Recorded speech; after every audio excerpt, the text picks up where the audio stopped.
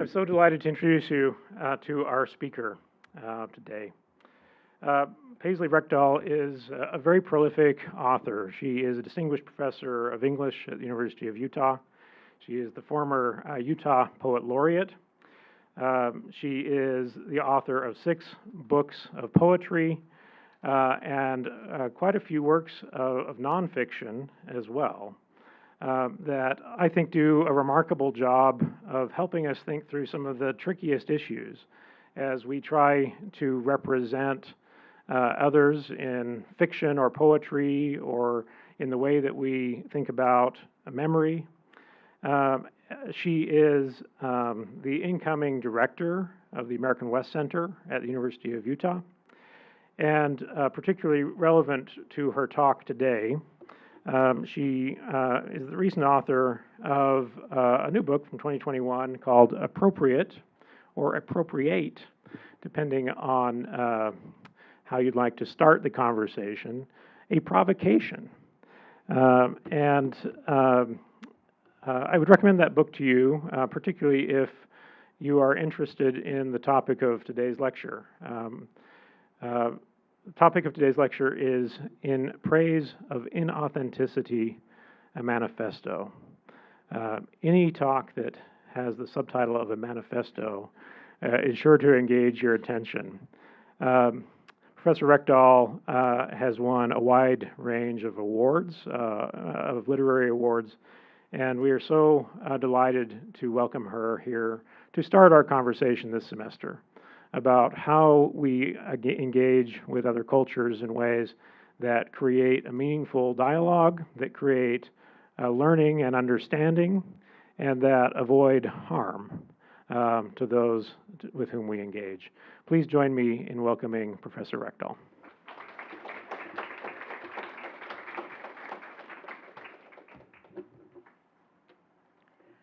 Thank you so much. Thank you for coming out. Thank you for having me down here in this beautiful center and university. Oh, good, it's getting darker. my favorite mood, dark. I'm going to open up the water. I will talk a little bit about appropriation and inauthenticity, and then I will, of course, if we have time, play a little bit of something that I end up talking about as sort of the ways in which appropriation might be actually creatively, culturally, intellectually useful for us and historically useful for us as well. I have to warn you, I printed this off from my phone in the most hostile font possible, so this will be a little difficult to read at times, but this is In Praise of Inauthenticity, a Manifesto. So if you are lucky, those of you who are writers out there won't be many times in your life that as soon as you publish a book, you have to update it. But when you write a book about cultural appropriation, updates are guaranteed. When I began my book Appropriate or Appropriate years ago, I understood most readers needed to learn just why and how literary appropriation was so fraught, so historically damaging. But by the time I finished Appropriate, however, I felt the need to defend appropriation as a creative and intellectual practice. So thoroughly has our culture at large rejected it. Failure to anticipate all the many social twists and turns we take, and certainly all the strange and disturbing new appropriations we engage in, is inevitable, mostly because the ways we've learned to appropriate each other's cultures, performances, and even bodies grow ever more elaborate and historically sticky each year, especially as we ourselves reevaluate what we think we mean by culture, performance, gender, identities, and bodies. I knew this going in when writing Appropriate, which is one reason I say in the book that the questions I raise and want readers to answer will of course demand new answers with every publishing season. Simply put, the appropriations we were trained to accept 5 or 10 years ago won't pass muster today, and likely the appropriations we are all engaged in right now, even our most consciously ethical ones, will look dubious to the future. Or perhaps, which I hope is a more likely outcome, our very noisy resistance to appropriation today will look prudish, even conservative to future artists and writers and thinkers who've learned to consider appropriation not a fundamental or ineluctable ethical lapse, but a creative tool to resist archival erasure, something which I want to address today in this talk, which I now consider my final and unpublished chapter of Appropriate. Let me begin by articulating a few ideas and misconceptions we might have about appropriation that I discuss in my book. First, everyone appropriates, even as our appropriations do not carry equivalent historical weight, meaning, or impact. That said, when it comes to appropriation, we are each perpetrators, co-conspirators, and victims. In our desire to creatively play, we all reap the benefits of someone else's labor. That labor may be invisible to many, largely because we do not tend to study enough history. In Washington State, for example, where I was born and raised, the Umatilla tribe's colorful headscarves with their floral pattern is the result of cultural cross-fertilization with Ukrainian farmers who migrated to the northwest regions of Canada and the U.S. in the 19th century. Today, interestingly, Cree and Umatilla people wear these scarves not as a nod to their own cultural past, but as a symbol of solidarity with Ukraine in its war against Russian invasion. An act of historical appropriation has evolved over time to become a symbol of transcultural resistance and survival. But perhaps you don't want to call the Umatilla and Cree's adoption of the Ukrainian scarf appropriation at all. Our reluctance to use that term for this particular cross-cultural connection, then, reflects our understanding of appropriation's economic power dynamic, which, in this case, we may not perceive as being true for these indigenous nations and 19th century Ukrainian migrants. Appropriation, according to this way of thinking, is always about a dominant group taking something from a minority group's culture for its own economic or cultural benefit. Oftentimes, this kind of appropriation is made possible by and even reinforces certain racist stereotypes of the minority culture by the dominant one. That is certainly one of the most common ways appropriation functions.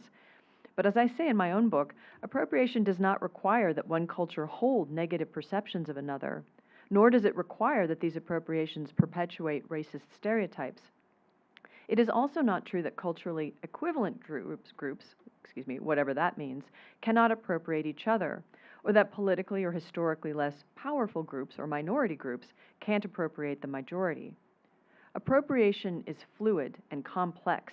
It's a process that contains within it several different kinds of activities.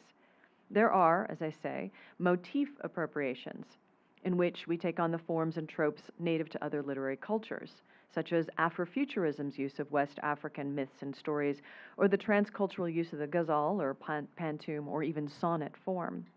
There is also subject appropriation, in which we write about or from the view of someone from a completely different racial or ethnic identity, a practice we find in Othello or The Sound and the Fury or The Help.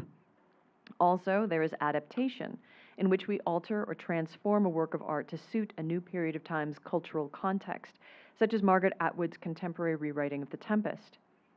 Adaptation may be how we'd prefer to characterize the Umatilla's use of Ukrainian headscarves, and it's certainly one of the most commonly approved forms of appropriation in literature. Whether it's Marie de France's adaptation of Ovid and her lays, or Derek Walcott's adaptation of the Odyssey and his epic poem Omeros, adaptation is so widely practiced, even encouraged in creative writing classrooms, that we tend not to consider it appropriation at all.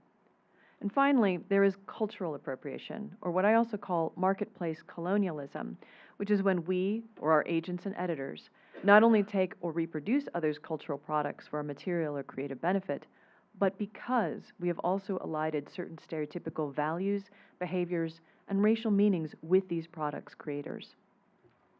So, one of the reasons appropriation as a practice is so fluid and difficult at times to vilify or defend is because culture itself is not static. It is performed, and in that, geared to be adaptive. At the same time, however, we each have desires about culture that resist that very fact of changeability, for reasons that are both personal and historical. What I mean is that, even as culture is fluid, it also maintains its boundaries out of shared practice and also historical and even legal necessity. Not everyone can or should simply declare themselves Jewish, and regardless of how many academics in the US and Canada seem currently to like doing this, no one can simply identify themselves as Cherokee or Cree or Métis without these claims requiring scrutiny and further research. When the US government effectively puts an economic price on tribal registration, blood quantum is not merely a tie to a community, but a monetary right that has to become jealously guarded.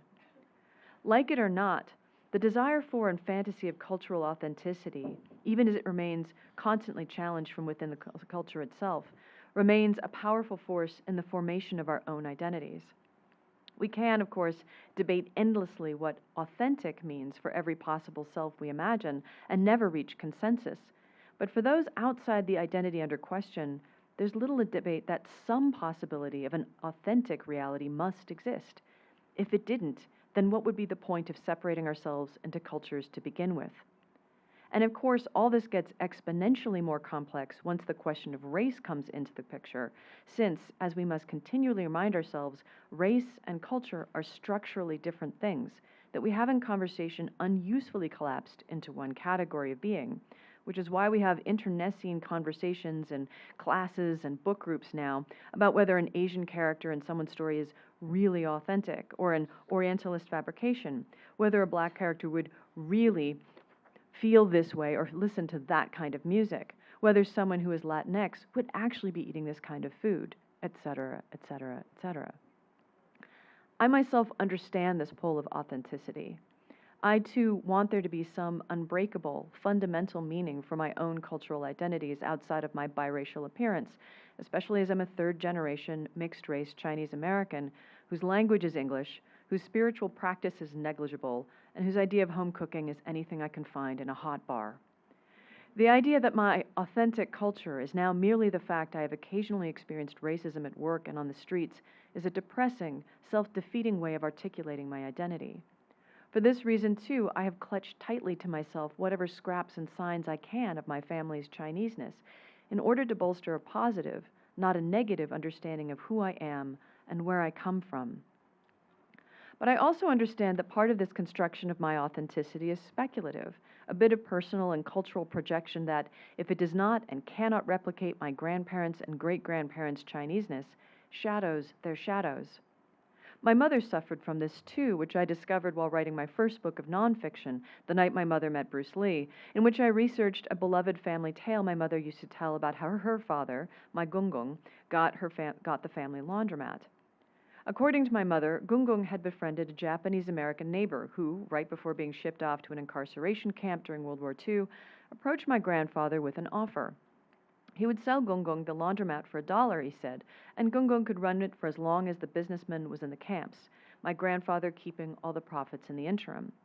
Once he returned, however, Gungung would sell the laundromat back to the businessman for $1 so that he and his family would have a livelihood they could depend on. According to my mother, Gungung accepted the deal, and when the Japanese-American returned after the war ended, the two men became good friends and continued to run this business together. It's a great story, isn't it? Unfortunately, not one word of it is true.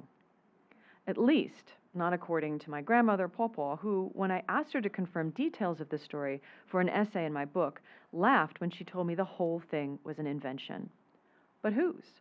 My mother, furious when I returned to her to ask if this story was true, turned apoplectic once the essay itself was published, refusing to speak to me for a year after, in part to punish me, but partly, I believe, from embarrassment.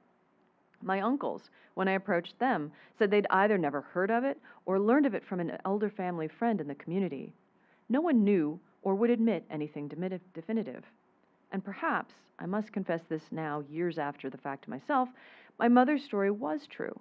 Did Popo, who I knew hated the Japanese because of Nanking and her own racist prejudices, lie out of her own dislike of the Japanese-American businessman? Did my mother hear the story from Gungung, not realizing Popo would want to conceal it from her grandchildren later? And did it even matter that this story was a lie? At the time I researched my essay, I understood many of the questions it raised never would be answered, even if I could track down the business licenses of the laundromat itself. While writing, I learned not to care about accuracy and fact as they applied to my family's myth of the laundromat, but to see the lie itself as part of my family's history.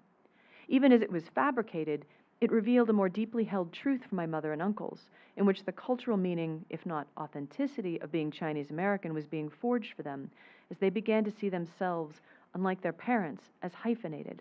Part Chinese, yes, but part American too, and in that Americanness, able and willing to see themselves in solidarity with other Asians with whom, in Asia itself, they would have had no automatic solidarity. Theirs was a political identity woven together through stories and paper, through flights of fancy and half-truths. It mattered that they could see themselves as both Chinese American and Asian American.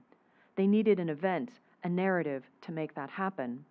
In that, my mother and uncles were willing to abandon some level of authenticity to make broader claims about who they were and what values they wanted to represent in contemporary America. Make no mistake, some part of my family's story of the laundromat is sentimental.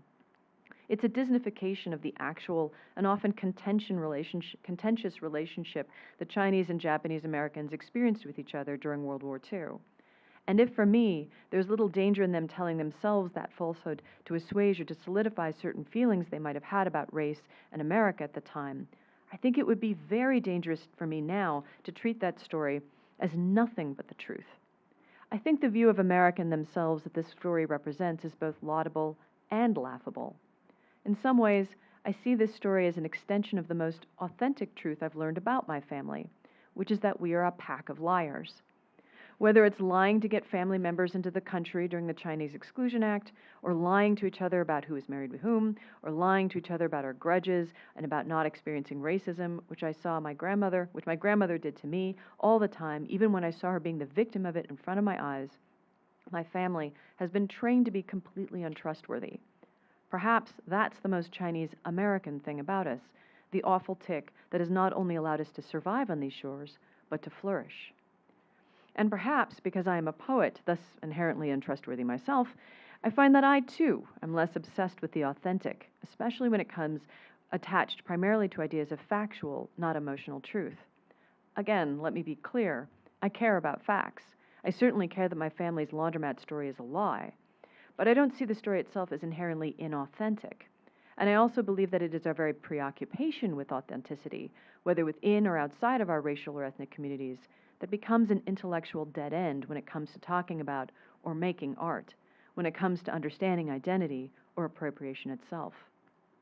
For me, authenticity represents our most problematic kind of nostalgia, the box in which none of us truly fits, even as we insist those around us lock themselves in its imaginative cage. By authenticity here, I mean the supposed attitudes and beliefs and food preferences and dress choices and even languages that we assume marks the group under discussion. Those of us who straddle multiple cultures and selves know that authenticity like this is, finally, a pre-approved construction that satisfies only those who benefit most from some people checking that box marked other. Myself, I like to think of culture and identity as pattern recognition, understanding too that disruption of pattern always occurs. We are like and not the same as those of our groups, as our racial and ethnic identities are also shaped by personal taste, private experience, and by class, education, sexuality, ability, gender. We share in common, even as we do not always see in common. But authenticity has, as I pointed out before, a powerful pull on us precisely because it can also come with economic benefits. We know that history, the museum and the marketplace, has privileged and protected certain kinds of appropriators, often at the appropriated's considerable expense. This is why we scrutinize more rigorously the appropriations of white artists, such as Janine Cummins, who wrote, what was that book? American Dirt, that's right, or Adele, even as artists of color have also been accused of harmful appropriations. The African-American artist Kara Walker, for instance, as well as the mixed indigenous writer Rebecca Roanhorse, and, most recently and startlingly, H.G. Carrillo, an American-born black man, an academic and writer who for years pretended to be a Cuban immigrant to his students, editors, and academic employers. Authenticity is what gives certain artworks their market value, whether it's a hand-thrown pot or a memoir. Simply put, some people get rich from artistic appropriation, whether that's Gauguin or Picasso or Tony Hillerman. But authenticity in the academy and in art foundations now also means jobs and prizes. Frankly speaking, diverse identities, even as they may not always be taken seriously by certain critics or scholars, are taken very seriously by institutions and hiring committees. We cannot help but recognize this when yet another pretendian is unveiled in academia or in the art market. Our overeager desire to promote diversity has made us actually poor evaluators of it. Thus, we see repeatedly our own diversity, equity, and inclusion initiatives become cynically weaponized by bad actors. I'm not the first person to notice this.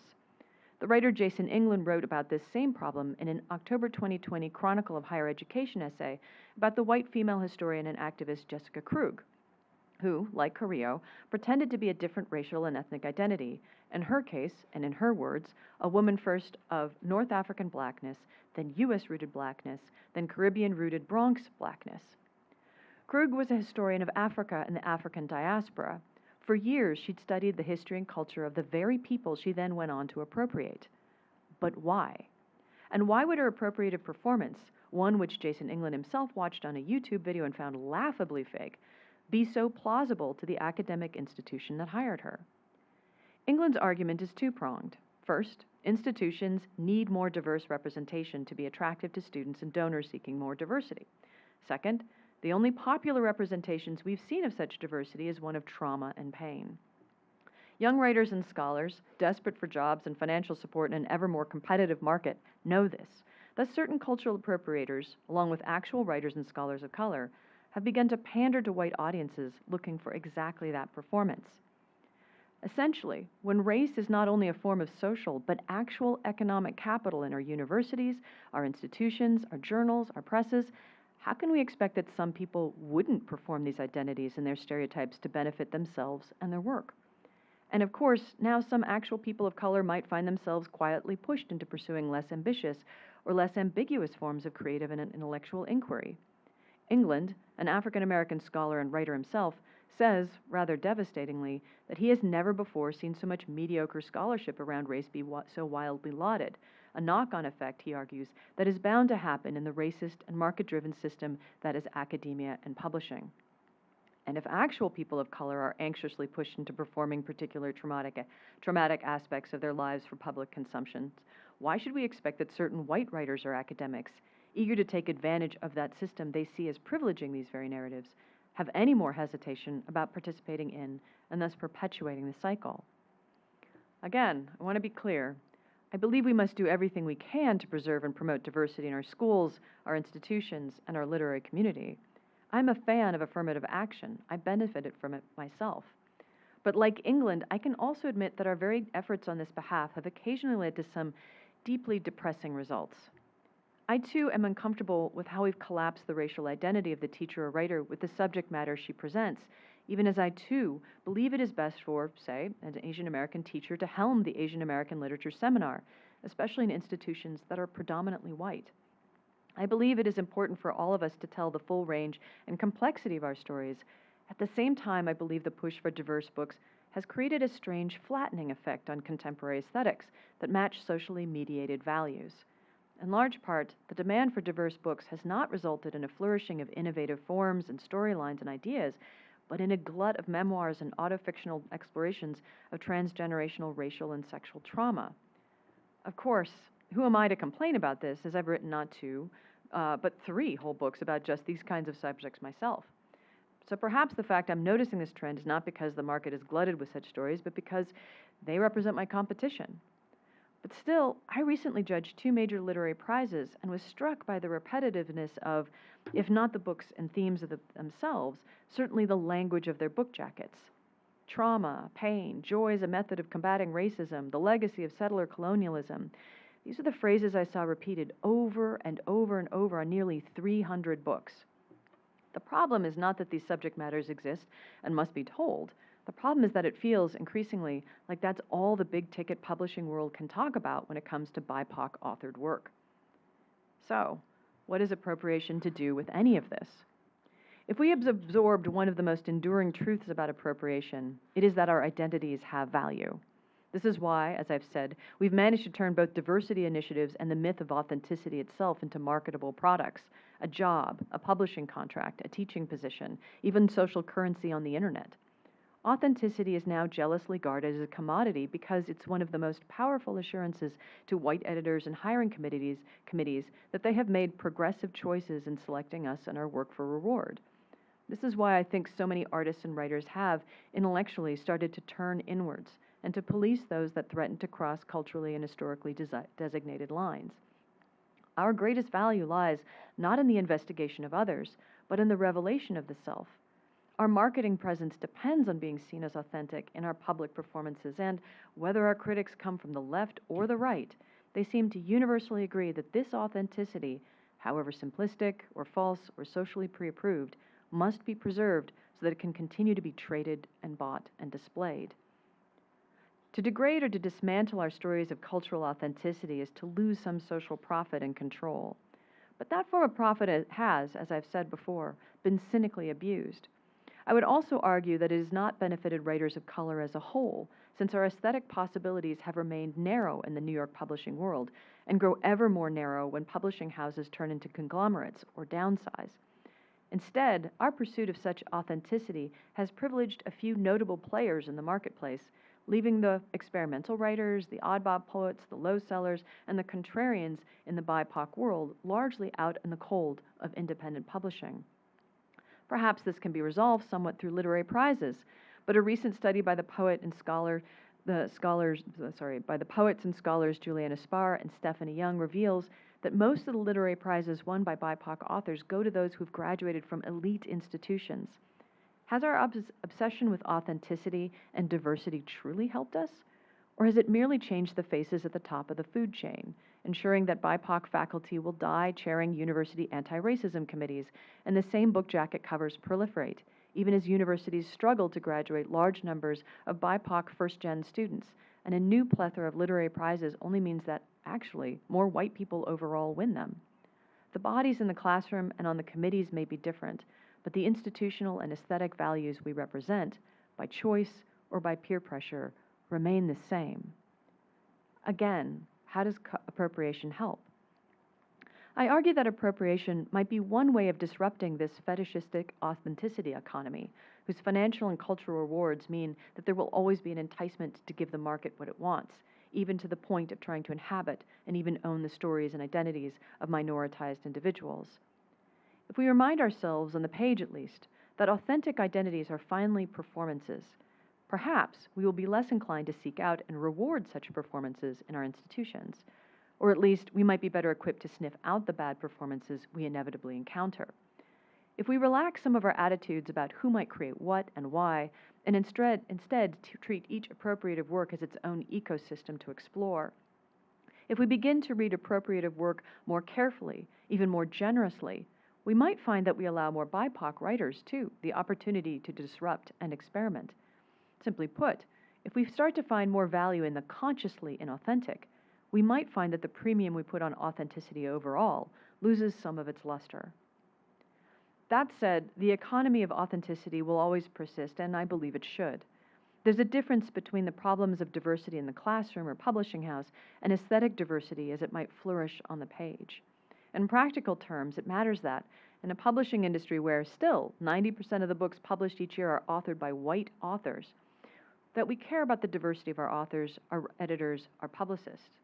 We should always care when a writer or scholar is exposed as a racial fake. While we might come to see inauthenticity and appropriation as delightfully unruly literary values, we cannot confuse them with the disastrous effects of having a white Jewish historian like Jessica Krug trying to pass herself off as a Black Latina, or a white health researcher of European descent claiming to be indigenous, as Carrie Barassa did at the University of Saskatchewan in 2022. So right now, you're probably wondering if we can actually separate good inauthenticity from bad, and at some practical level, I admit we can't. If we care about representation and the economics of representation, then we will continue to collapse the identity of the writer with the narrative on the page, just as we will continue to insist upon having Black scholars teaching African American literature, since we need to respect the cultural authority of those who are not just represented by, but have produced the work. But when we insist that there is an authentic narrative representation of particular identities that must and can only be presented by people attached to that identity, I believe we also unconsciously duplicate the argument of the racist. One's physical and cultural difference have unbreakable meanings attached to them, meanings that are fundamentally true and which shrink the individual down to a few ticks and gestures. We recognize certain literary works as culturally appropriative because, at the end, they locate the totality of an individual and fetishize details about her race or culture. But appropriative works that escape this trap present us with people experiencing the world in part through the lens of race and culture. They aren't works interested in determining what makes someone authentically Black or Chinese or Umatilla. They're interested in people who experience change and are allowed to change. And as these characters change, these parts of their identity grow alongside them and similarly evolve in their meanings.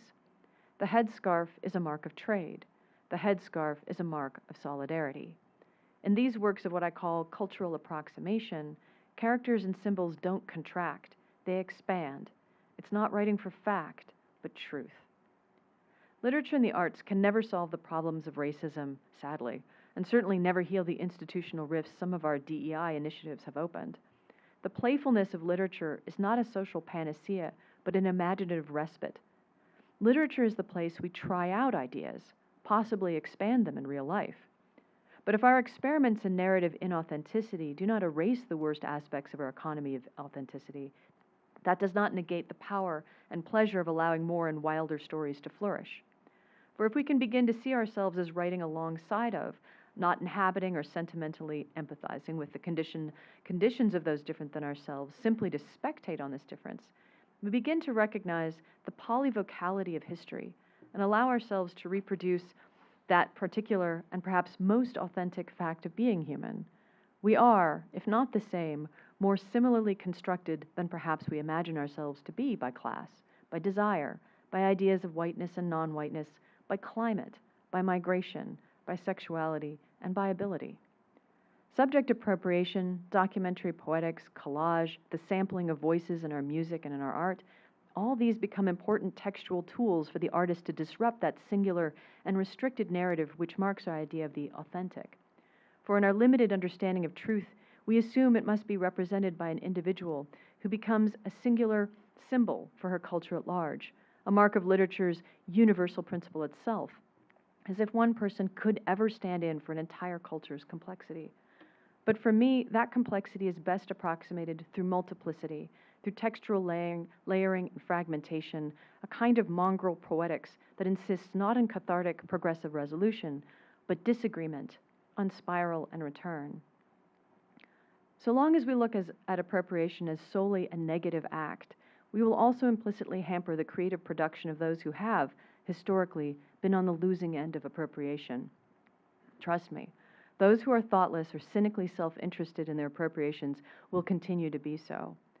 But why should we cede one of the most powerful, most enduring craft tools in the artist's box to a thoughtless few? Why do we let ourselves be afraid of our own curiosity? I urge us all to be inspired by others, to be imaginatively engaged, to leave for a moment the claustrophobic sphere of our nostalgia to see how we are, if never the same as others, in active community and contention with their voices. To bring others into our work is not always or even inherently an act of colonization or harm. It is not even an act of empathy, a term I personally dislike, but a question of enduring relationship. And that question of relation is important. History does not want to preserve us. Institutions have no love for us, even as they depend on our labor. I learned this while researching the Transcontinental Railroad for my newest book, West. The archive of our communities is silence, and oftentimes the only way to pierce this silence, to enter into it and return with the fragment of a voice, is through the work of appropriation. Whether that appropriation occurs in the form of repurposed documents or the imaginative work of subject appropriation, whether it is through the sampling of other people's languages and photographs or the invention of our own minds, the inauthentic, the approximate, the not factual yet not untrue rendering of the past is what will partly rescue us.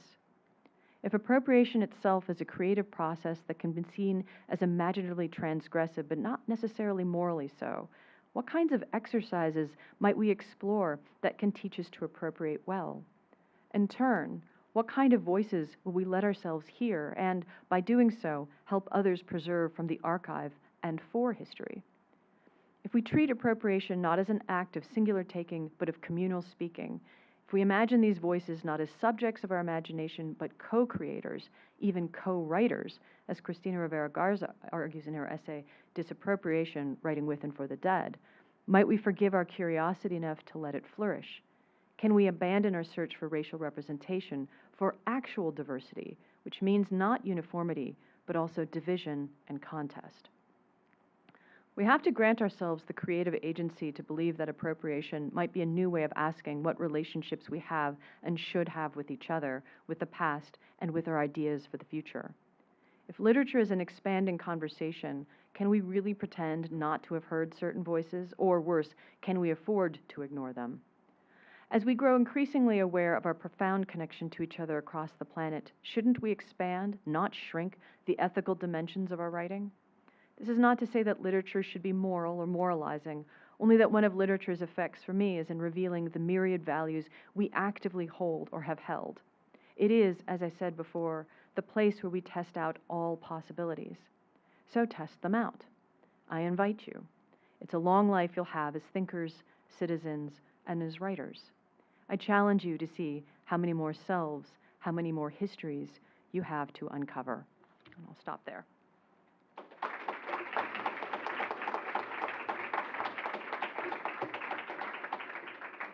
So I have like 2 minutes before the Q&A, so I wanted to show you, I mean, it's been up here for forever, you're probably wondering, what is that thing? When I was invited to write a poem about the Transcontinental Railroad, I was very eager to do that.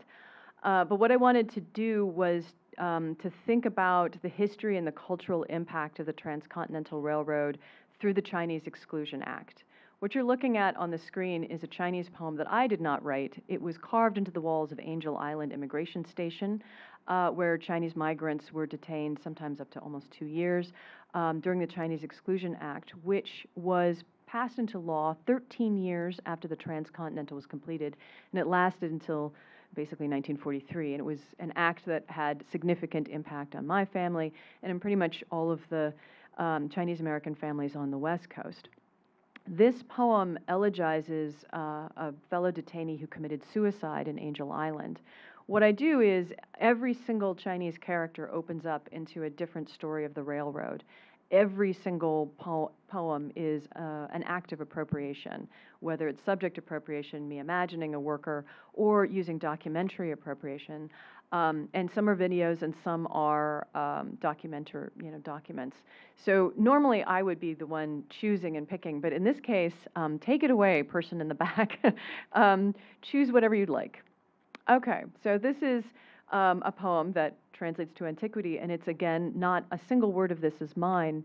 This is an appropriated document from the Chinese English phrase book and a Chinese English phrase book in Canton dialect, or dialogues in ordinary life and familiar subjects. One of the questions I had when writing this poem was the whole poem, West, was trying to get documents written by Chinese workers. But no document, no letter, no diary entry, nothing has been preserved or found yet from a Chinese worker. So my question was, how do I get their voices without actually having access to those voices? So I went to phrase books that migrants would have used in the 19th century. There's several here. So this is one that I translate as antiquity. The news now is very old. He was murdered by a thief. He was choked to death with a lasso. He committed suicide. The English pronunciation is difficult, but this is Chinese. You must have it translated. If you find the materials, I will furnish the laborers. Please carry this letter to the post office for me. Please send this letter. Shall I continue to wait for an answer? Oh, Sam, why have you come so late? So these are the actual phrases that Chinese migrants would have been studying in Cantonese to learn to say in English, which I think, just imagine going to Europe for a moment yourself. These are not phrases you probably have in your phrase book. It's more like, can I get pants in a larger size? And how much is that gelato, right? So this tells you actually quite a lot about what the migrants were experiencing at this. And I'll show one more video and then take questions. So again, take it away. Choose what you'd like. And then you can hit play. Homeward facing, after Hesiod works in days. When summer ceases its blister, when autumn rain cools flesh with downpour and thunder, and Mars hangs high in the sky, wheels over stretches of prairie and plain, gather your returning soldiers, men used to hardship and hunger. Make them take up axe and blade to harvest timber whose wood is free of worms. Let them hew logs for cross ties, 8 feet each. Teach them to slick lumber with creosote and hold the heavy beams upright, those 100-pound sleepers.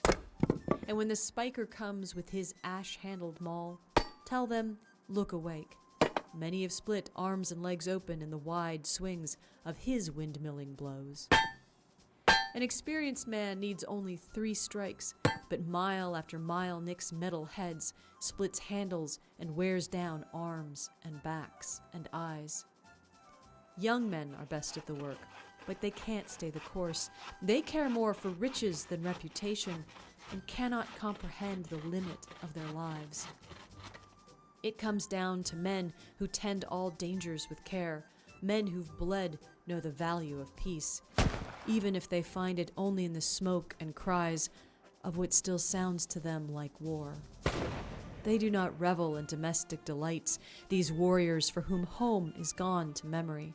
The nation they once knew changed forever, except in the mind, the strain of old terrors that will not be quieted by any but familiar labor. And if they scrap and fight on the line, know at least this violence was held back from your cities. Such is the value of work that brings men back to themselves. This is how you make men useful after war. Now Mars fades and Sirius rises ascendant. Let your great war die in the west. Winter won't last forever. So, yeah, you can play endlessly with this if you'd like. It's westtrain.org. So, but that's another unappropriated kind of poem because I'm taking Hesiod, and I'm also sort of reimagining that. So I'm using a kind of adaptation there too. So, and there's others. There's actually poems in the voices of workers that I have to imagine, and the voices of some of the people who owned the Transcontinental or worked on the Transcontinental in other ways. So I'll take any questions you have.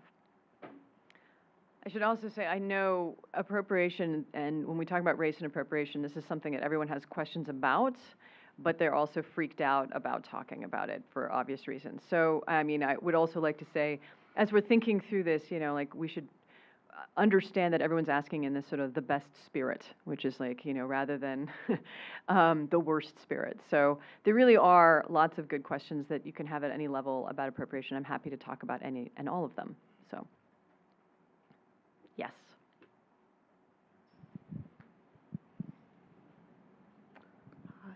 Hi, my name is Marissa. I don't know if this is on. I think everyone can hear me. I'm a psychology major, and you said abandons the search for racial representation in exchange for actual diversity. And I was just wondering if you could expand on that a little bit, and also I'm wondering how we can do that. That's a great question. I mean, to a certain extent, I was like, I'll just leave that there and then think about that for the rest of my life, because it is, you know, I'm on diversity committees all the time. I'm in my, you know, department's anti-racism committee, and so, but one of the things that I mean by that is oftentimes we pit certain types and kinds of diversity against each other, because to a certain extent, what universities tend to like is a very obvious visual diversity. So class doesn't show up necessarily like in a picture, right? Sometimes class and race come together, sometimes they pull apart. And you know, when I was talking before about some of the faces at the top change, one of the things that really has struck me over and over again is like when I've been, whether it's whatever committee I'm on, whether it's for a prize or hiring committee, you get you know, people of color, but they come from Harvard and they've, you know, went to Choate. And I'm like, is that diversity? On one level it is, right? They're still going to go and experience the world as a minoritized body in the world, which we know have some pretty significant and negative effects, even mortal ones. At the same time, they've been trained and raised and, you know, put into a culture that other people just don't have access to. Lots of people don't have access to. So, but, you know, the university wants to have diversity, you know, you want to have these sort of, you want this kind of visual success marker to a certain extent. And it means that, okay, so you've got this kind of diversity, but you've lost class. Maybe you've lost sexuality. Maybe you've lost aesthetic diversity because, you know, not to slam Harvard, but there's a certain kind of writing that comes out of Harvard, right? It's not going to sound like someone who's coming out of like Naropa, which is a much more experimental school. So are we then reproducing our aesthetic values at the cost then of another kind of diversity? So when I'm saying like, what does actual diversity look like? I think we kind of have to get away from a visual bean counting way of imagining diversity and start having, and people, you know, interestingly, the affirmative action case around Harvard has started to do that, which is what does diversity actually look like? What happens when you've got, you know, legacy admissions? You know, is there a value to legacy admissions, or really is it just completely morally bankrupt? You know, were these affirmative action policies actually working? And I was really struck by how many, you know, scholars of color were saying something very similar that I said in this thing too, which is that it works up to a point and then it stops working. And the reason it stops working is that to a certain extent, we are always unconsciously reproducing our values. And those values, you know, like we might be able to accept those values more if you know, we might be able to accept diversity if they come wrapped in other kinds of values we've already been trained to accept. There's a wonderful, and it kills me that I'm forgetting it, there's a law professor that wrote exactly about this thing where she uses the example of there's a law firm that's hired 5 black women, and they partnered 4 of them, but they refused to partner the 5th. And the black woman says, well, I'm going to, you know, sue on the basis of discrimination. They said, well, you can't. We've partnered 4 black women. And she said, well, look at these 4 other black women. She's like, they all come from Stanford and Harvard and Michigan. You know, they have straightened hair. They have, you know, they're all heterosexual. And I'm somebody with dreads, and I'm a lesbian. And I didn't make partner. Why is this? And this lawyer makes the case that, you know, you can have diversity and racism work simultaneously because, again, it's this idea that as long as this package of race comes, again, wrapped in other kinds of values we do want to see, that we do feel comfortable with, we will continue to ignore those that are on the losing end of this issue, the ones that most need a kind of affirmative action. So it's a very provocative and it's a very frustrating thing. You know, what does that look like? And then you have to have conversations that are technically illegal by any HR standard. So, you know, we're all stuck in this problem. You know, anyone who cares about diversity, I imagine every single person in this room does, right? We want to get better at this. We want to advance in this. And yet the very institutional signatures that we've all signed on to make it almost impossible to do this. But I do think that conversation about what does actual diversity look like, and to remind ourselves that we are pitting these things against each other is at least one way to start having a conversation. Yes? My name's Hannah. I'm double majoring in public health and applied mathematics. Is it on? Oh, it is on. And I was wondering if you had any thoughts that you could share on authenticity and appropriation when it comes to less inherited culture. I'm thinking specifically about queer culture, because I think that's a lot less visible. I just wanted to hear your thoughts on it. That is a great question because, you know, I've written a number of poems myself from the voice of gay men or queer individuals and stuff like that. I did for this project. And so I spent a lot of time thinking about, you know, what am I doing here? And to a certain extent, it's, especially as we've got so many more different kinds of gender identities and trans identities, and we're kinds of, in some ways, gender and trans issues are blowing things apart so quickly. That idea of like, what is an authentic self? What is an authentic desire even is fascinating to us. Like, what is an authentic idea of one's sexuality in a body? And so people are, I'm still trying to figure that out myself. I'm sorry, I don't really have a great answer for that because I think, you know, for such a long period of time, and I would make the argument still, it's one of the minoritized identities where it's not only common, but even almost widely accepted to be homophobic, transphobic, you know, out there in a way, so that it's really hard to find representations that are positive. And so when we get to saying, okay, like people out there, go out and be creatively appropriative, oftentimes the first thing we do is start researching how people have been represented to sort of try to get a sense of like what might be in the realm of, a close approximation. But so many of our representations of LGBTQ people, I would have to admit, have been so negative for such a long time. It's probably one of the hardest identities, interestingly, to appropriate.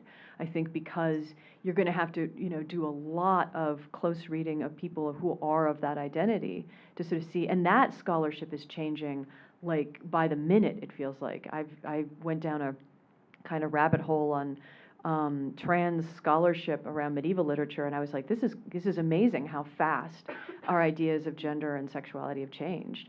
So, I guess good luck if you're going to go do it. It requires a high amount of research if you're not part of that community. And I have seen people within that community generationally divide, and there's almost a negative reaction to older writers who are queer writers because their performances of that on the page, they're like, well, that's just out of date. It's fascinating. So I didn't really answer your question. I'm just sort of thinking about it because, honestly, like the approaching it is going to be, you're going to approach it the same way you would approach any identity, but I think that the pressures on it and the difficulties are actually harder even than race, interestingly, because our ideas are changing so quickly.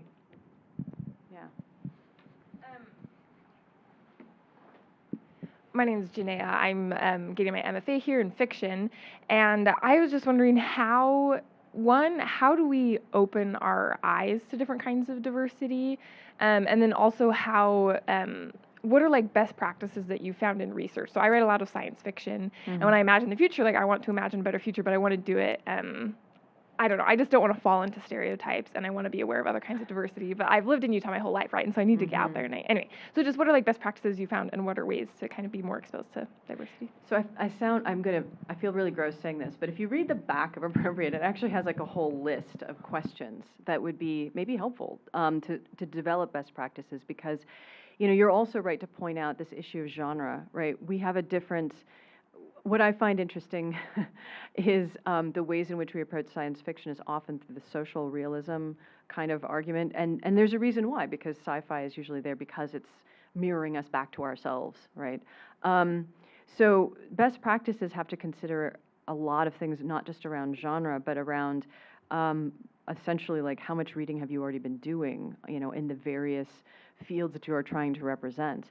And I think, but the very first question I think you always have to ask yourself as a writer is, why does this person need to be X identity? I think oftentimes writers go awry because they're like, well, I know I need diversity, so I'm just going to stick someone in there. And so what are you going to, there's got to be, when you're writing a piece of fiction or poetry or nonfiction, the stuff on the page is plot. The story is what that plot actually speaks to, the larger ideas. And so when you're writing a character that is not white, wherever that person is in time, the question is, what is the information that person's identity is actually there to give us? What is the perspective? What is the salient reason that character needs to be this kind of identity? Because otherwise you probably are just going to end up performing something because you're like, well, I just wanted to write a story about somebody who's, X identity. And that I think is doomed to fail because what you're writing again is plot. Fiction, no matter what genre it's in, it exists because it's telling a story beyond the circumstance of the story itself. And so every character has to be revealing through who they are some part of that argument, some part of that larger story. And I think that probably hopefully makes sense to you, right? It's the difference between, literal language and figurative language. And it's getting into that figurative space, which is that what is this racial identity or ethnic identity or particular identity? How is it adding to that figurative argument we're trying to have? All right, one last question.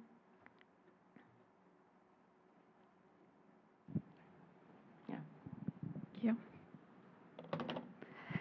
My name is Grace Edwards, and I'm a nursing major. I had a question. You kind of touched on it a little bit, but in this phase of our lives, we're taught that we need to be unique and we need to stand out in order to get into our programs or to get scholarships or get jobs or things like that. But we're also trying to discover who we are for ourselves.